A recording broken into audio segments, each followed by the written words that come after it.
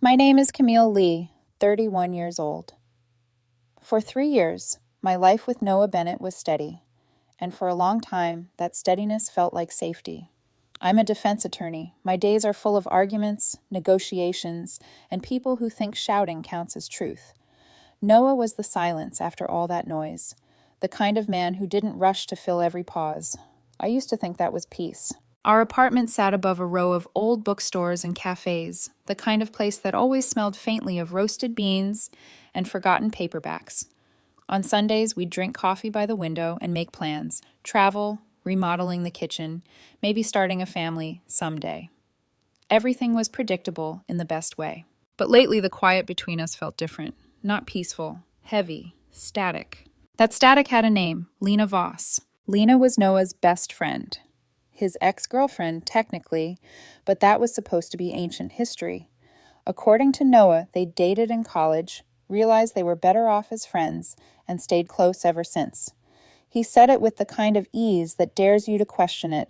And I did question it, silently at first. Lena was a freelance artist. She called herself a visual storyteller, though from what I could tell, her biggest project lately was surviving on favors and charm.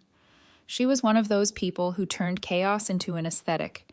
Messy bun, chipped nail polish, half-finished wine glasses on every surface. Noah called her free-spirited. I called her unaccountable. The first time I met her, she hugged me like we were old friends.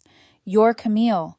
Finally," she said, her perfume a blend of patchouli and unfinished stories. Then she turned to Noah. "You didn't tell me she was this serious. You need someone to balance you out." That was the first poison dart, disguised as a compliment. Lena had a way of turning every room into a stage. At brunches, she'd tell nostalgic stories about her and Noah, the impromptu road trip to Arizona, the art shows they used to crash, the night they got lost in the rain and just talked for hours. Always we, never they. And Noah, for all his practicality, would laugh softly, remembering the same stories while glancing at me with a quiet reassurance, as if to say, "Don't worry, that was then." But reassurance doesn't erase discomfort. It just quiets it long enough for doubt to grow roots. I tried to be understanding. I told myself it was mature to trust him. Yet every time her name lit up his phone at midnight, or he canceled dinner because Lena's going through something, the static grew louder. Sometimes, when he'd leave to help her, I'd find myself standing in the doorway long after the elevator closed, watching the space where he'd been. The silence afterward wasn't peaceful anymore. It felt like absence rehearsing permanence. I knew better than to accuse without evidence. My work taught me that truth isn't what people say. It's what they repeat when you stop prompting them. So I watched. I listened. I collected moments. Like the time Noah's spare set of keys went missing. And 2 days later, Lena dropped by while I was still in my robe, holding a canvas and pretending she thought Noah was home. Or the night she stayed over on the couch after a party because she was too drunk to drive, though her Uber app was open on her phone. Noah swore it was harmless. And maybe it was. But harmless things don't usually make your heart tighten every time a phone buzzes. He told me once, "You overthink things because you argue for a living." I told him, "And you underthink things because you hate confrontation." We both laughed, too quickly. Then came the celebration dinner. I'd just won the biggest case of my career. 6 months of depositions, sleepless nights, and caffeine. My firm offered me a partnership track, and for the first time in years, I felt like I could breathe. I wanted to celebrate us, to thank Noah for being patient while I buried myself in work. He offered to invite a few close friends, just something small. Of course, small somehow included Lena. When I hesitated, he smiled the way people do when they think they're being reasonable. "Cam, she's part of my circle. It's just dinner." And that's how every boundary is crossed, one just at a time. That night, I looked at the table I'd spent hours setting. Candles, wine, the silver flatware we'd bought after our first raise. It was supposed to be perfect, but perfection has a way of cracking when the wrong person walks in smiling. Lena arrived late, her laughter echoing through the hall before she even entered. She carried a bottle of red, cheap, of course, and wore the kind of dress that looks effortless because it's meant to. She kissed Noah's cheek, then turned to me. "Camille, this is beautiful. You really know how to host. I could never keep a place this clean." Her tone was light, but her eyes were calculating. I smiled politely, pouring her a glass. I'm sure your place has more personality, I said. She laughed, that airy, insincere sound that always ended half a second too late. All evening, the static hummed beneath the chatter. Every toast, every story, every time Lena's hand brushed Noah's shoulder, the frequency grew sharper, and I could feel something building, something waiting. A test I didn't yet know I was about to fail, or pass, depending on how you measure endings. Some people test your patience, others test your love. Lena tested the line between the two. That night, I didn't know the dinner would become a trial, and by the end of it, there would be a verdict neither of us could take back. I should have known from the moment I heard the laughter, too loud, too loose, that the night wasn't going to end quietly. Dinner parties are supposed to be my thing. I like order, candles evenly spaced, playlists that never overpower conversation, wine decanted at just the right hour. Structure makes people comfortable. It lets them relax. But that night, the structure cracked early. Lena was late. 20 minutes past the invite time, the doorbell rang, and there she was, a burst of perfume and apology, clutching a bottle of Merlot with a cheap gold ribbon tied around the neck. I brought the wine, she said, too brightly. Noah smiled, like she'd just rescued the evening. You didn't have to. She winked. Oh, come on. I never show up empty-handed. She brushed past me as if she lived there, her eyes skating across the apartment like she was taking inventory of a place she'd once lost. I watched her fingers trail the back of Noah's chair before she sat down beside him. Not across, beside. I told myself it didn't matter. It was one dinner. But then came the small things, the cuts wrapped in laughter. Camille, you're such a professional, Lena said when I brought out the food. I bet Noah never even has to lift a finger. She looked at him. Remember that summer when you lived on cereal and sketches? He laughed. Barely. Feels like a lifetime ago. Yeah, she said softly, almost wistful, back when you were spontaneous. The table chuckled, but her gaze lingered. It wasn't a joke. It was a reminder. I felt the air shift, just slightly, the way a storm changes pressure before it hits. My friends noticed too. You could see it in their posture, the polite half-smiles, the darting eyes. Everyone sensed the undercurrent, but no one wanted to name it. So I smiled, the way women do when they're supposed to rise above it. You know, I said, pouring myself another glass, sometimes stability is the most spontaneous thing you can build. Lena's lips twitched. Of course, everyone needs a safe option. And there it was, the word, safe. So simple, so sharp. By the time dessert came out, Noah was on his third glass of wine, flushed and glowing. He was happy, unbothered, completely unaware of the emotional knives being set on the table between us. Then Lena leaned back, sighed dramatically, and said, Noah, I just hope you're happy. You deserve that. He smiled, almost sheepishly. I am. That's good, she said. You're such a good guy. Reliable, responsible, the kind everyone's parents would love. She paused, long enough for the silence to turn brittle. Then, with a small, drunken smile, but you know, you could do way better than this. The words hit like glass, shattering. The room froze. Forks midair, wine halfway to lips. Every sound evaporated. I didn't move. I just stared at her. She looked right back, waiting for me to explode, to prove her right. But anger is a weapon you only use once. Silence, though. Silence cuts deeper. I set my fork down carefully, wiped the corner of my mouth with my napkin, and spoke in the same tone I'd use in court. That's an interesting opinion, Lena. Since you've clearly thought about it, I'd love to hear your reasoning. Her eyes flickered. She hadn't expected calm. What do you mean?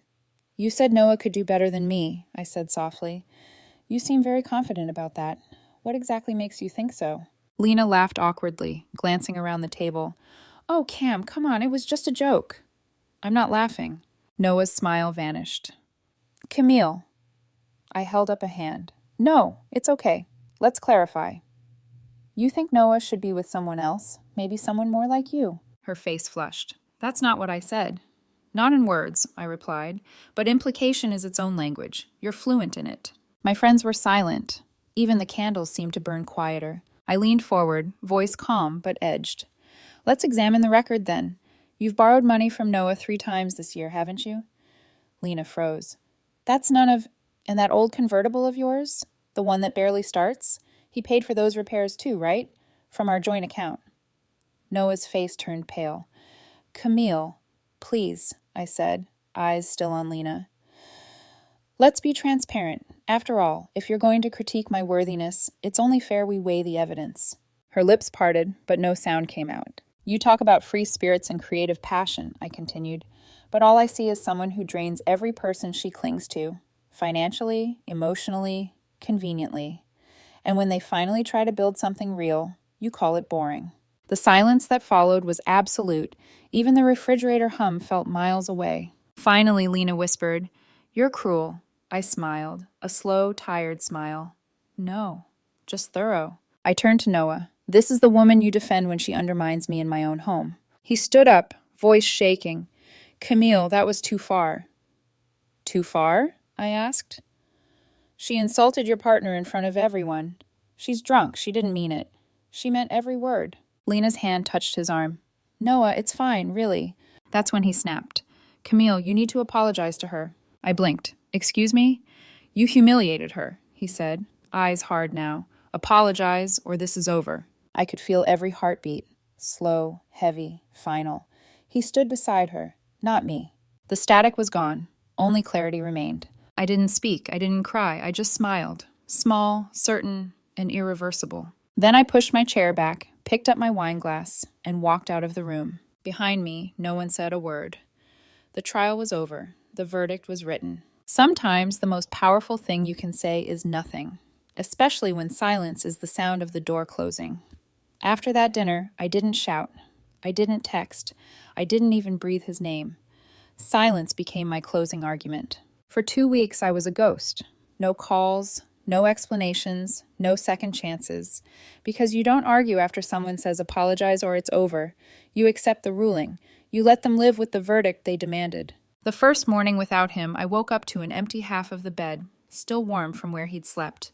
The sun hit his pillow and turned the wrinkles into a topographic map of what used to be us.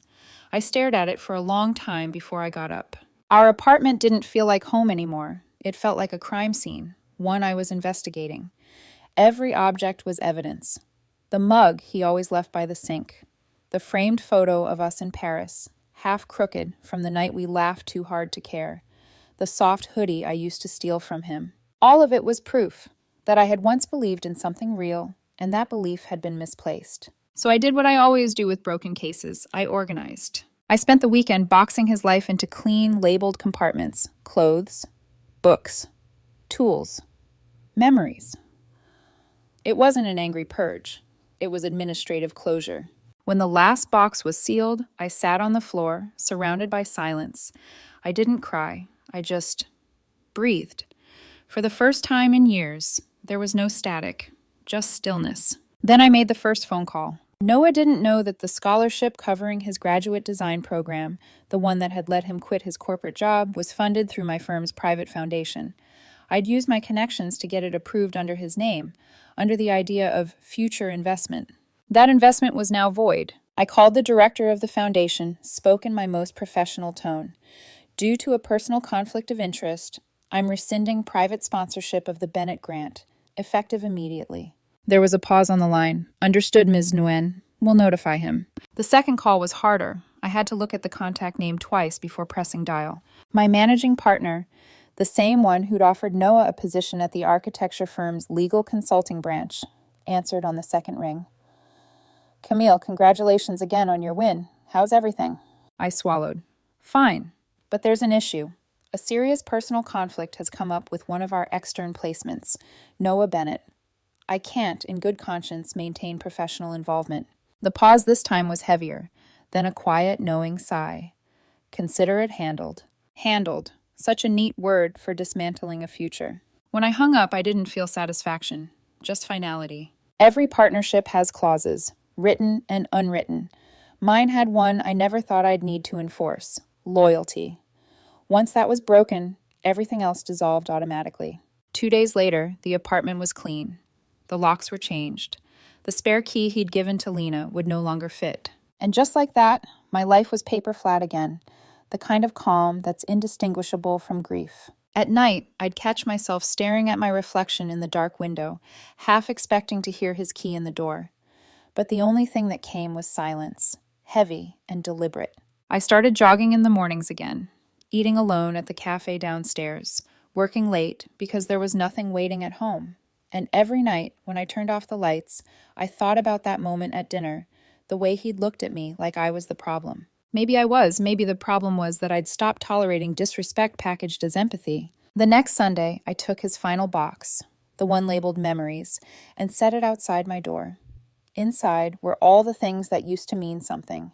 His sketches, our concert tickets, the seashell he'd pocketed from that weekend trip to Monterey. I didn't want to destroy them. I wanted him to see how easily they fit inside a single box. That evening, I poured a glass of wine and sat by the window, watching the streetlights smear across the glass. Somewhere out there, he and Lena were together. He'd made his choice, and soon he'd learn what that choice really cost. Because when you remove the person holding your world steady, the rest doesn't collapse right away. It tilts, slowly, until one day you wake up and realize everything's on the floor. Love isn't revenge, but sometimes justice looks a lot like consequence. 14 days. That's how long it took for the doorbell to ring again. I'd almost started believing he wouldn't come back, that maybe he'd swallowed his pride, or better yet, found peace in the chaos he chose. But when I saw his name on the security screen, standing there with his shoulders sagging, rain plastering his hair to his forehead, I knew the verdict had finally reached him. Noah Bennett, the man who once built blueprints of our shared future, was now standing in the wreckage, holding nothing. He tried his key first. Of course he did. I watched the confusion flash across his face when it didn't fit. Then anger, then fear. That's the order it always comes in. When the bell rang again, I waited a few seconds before opening the door, leaving the chain locked. "Camille," he said, voice hoarse. "We need to talk." Rainwater streaked his cheeks. For a moment, he almost looked like the man I used to love. Tired, soft, human. "No, Noah," I said quietly. "We don't." He blinked, caught off guard by the calm. "You can't just, after everything—" "I can," I interrupted, and I did. He ran a hand through his hair, frustrated. "You can't throw away 3 years over one argument. You were cruel to Lena, and you were cruel to me first," I said. "You just hid it under politeness." His eyes flashed. "I made a mistake. She was drunk. She said something stupid. You didn't have to humiliate her." "And you didn't have to defend her while I sat there being insulted in my own home," I replied, my voice steady. "You told me to apologize or it was over. You gave me a choice. I made one." He stared at me, rain dripping from his chin, mouth open but no words coming out. Then, quietly, "Camille, please. Things have been bad. I thought I could help her, but—" I tilted my head. "But what?" He hesitated. "She's not the person I thought she was." "Of course she wasn't," he went on, voice cracking. "She doesn't work. She fights over everything. She blames me for losing my spot in the mentorship program, for the scholarship being canceled. She thinks I'm hiding money, but I'm broke, Cam. I can't even pay rent." I met his eyes. Then maybe she was right about one thing. "What?" he whispered. "That you could do better than this." The words hung there, sharp, deliberate, until they found their mark. He swallowed hard, realizing. "You did that, didn't you? The scholarship, the internship. I didn't deny it. I created those opportunities. And when you made your choice, I withdrew them. Actions have consequences. You know that. You designed the foundation of your own collapse." He stepped closer, desperate. "Camille, I wasn't thinking clearly." "No, you were thinking perfectly clearly," I said. "You just didn't expect the woman who paid for your peace to stop financing your fantasy." For a long moment, neither of us spoke. The rain kept falling. The city hummed faintly below. Finally, he exhaled, shaking his head. "You always have to win, don't you?" I almost laughed. "This isn't winning, Noah. This is what losing gracefully looks like." He stared at me, as if hoping to find the old version of me somewhere behind my eyes. The one who would forgive, who would patch things up, who'd rather bleed than watch him suffer. But she was gone. "She's falling apart," he muttered, almost to himself. "She blames me, but I think she hates you more." "She can have that," I said. "It's the only thing I have left to give her." Noah's breath hitched. "You really don't care anymore?" I leaned my forehead lightly against the doorframe, the cold metal pressing into my skin. "Care is the wrong word. I understand now." "Understand what?" "That love without respect isn't love. It's dependency dressed up as devotion." He took another step, his voice breaking. Camille, please, I'm sorry. I was wrong. For a moment, I almost believed him. Almost. But then I remembered that dinner, his voice cutting through the silence. Apologize or we're over. The line that shattered everything. I looked him in the eyes and repeated it softly, word for word. You said apologize or we're over. I chose over. And then I closed the door. The chain rattled once, then silence. On the other side, I heard him exhale, a sound somewhere between grief and acceptance. His footsteps faded down the hall. When I turned back to the apartment, it felt different, lighter. The static was gone. I poured myself a glass of wine, sat by the window, and watched the rain blur the city lights into soft, forgiving streaks. He wanted closure, but you don't get closure from someone who's already closed the door. The thing about endings is, they don't always happen in the screaming.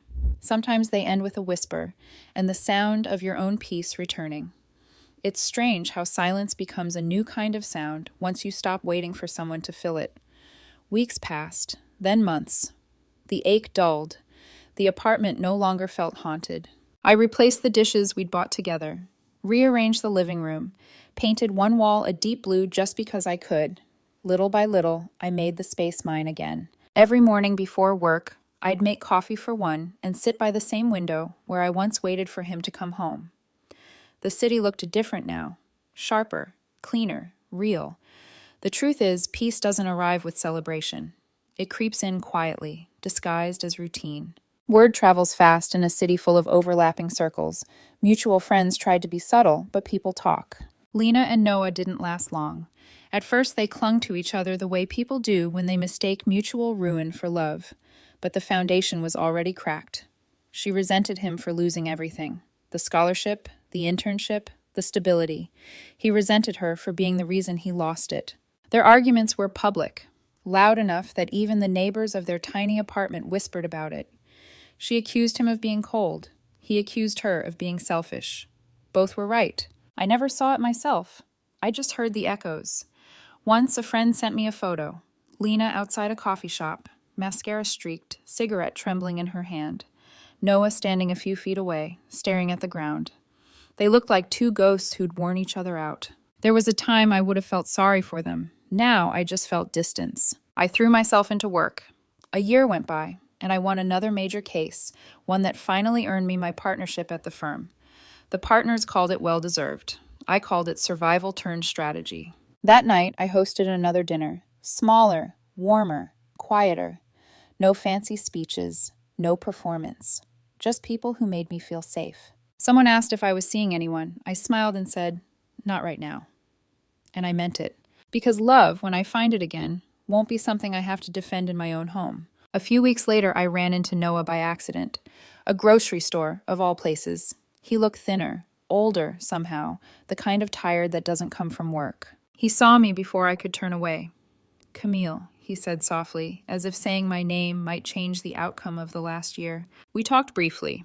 Weather, work, neutral things. He told me he was freelancing, trying to rebuild.